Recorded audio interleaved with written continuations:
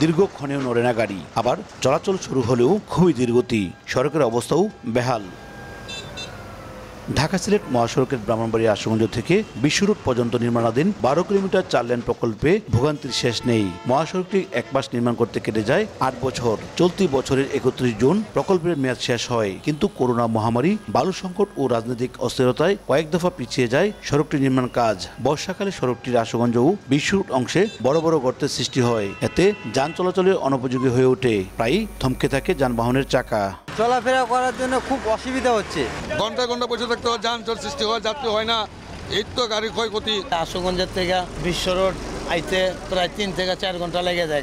6 মাস 1 বছরের ভিতরে আমরা কাজটা দ্রুত রাস্তাঘাট আমরা করে দেবো, আমরা জনগণ শান্তি পাই। সড়কটি নাজুক হয়ে দায়িত্ব পালন করতে গিয়ে হিমশিম অবস্থা হাইওয়ে পুলিশের। আর সড়কটির বিভিন্ন অংশে ইট বালু ফেলে সচল রাখার চেষ্টা করা হচ্ছে, জানালো প্রশাসন।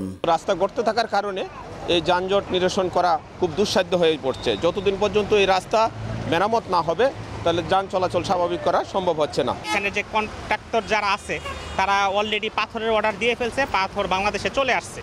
আগামী 10-12 দিনের মধ্যে এখানে ফুল সুইংয়ে কাজ শুরু হবে। 2017 সালে ঢাকা সিলেট মহাসড়কটি আশুগঞ্জ থেকে আখাউড়া পর্যন্ত 51 কিলোমিটার মহাসড়ক নির্মাণের অনুমোদন দেয় একনেক। 2020 সালে 3টি প্যাকেজে 51 কিলোমিটার মহাসড়কের কাজ শুরু করে ভারতীয় ঠিকাদারি প্রতিষ্ঠান এফকনস ইনফ্রাস্ট্রাকচার লিমিটেড। সড়ক বিভাগ বলছে আগামী ডিসেম্বরের মধ্যে নাজুক সড়কের নির্মাণ কাজ শেষ হবে।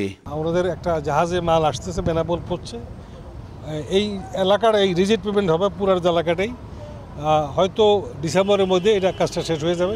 সড়ক বিভাগের তথ্য মতে এই মহাসড়কের 12 কিলোমিটার অংশে প্রায় 40টি বড় গর্ত রয়েছে, যার উপর দিয়ে দৈনিক গড়ে 22,000 ছোট বড় যানবাহন ধীরগতিতে চলাচল করছে। উজ্জ্বল চক্রবর্তী, সময় সংবাদ, ব্রাহ্মণবাড়িয়া।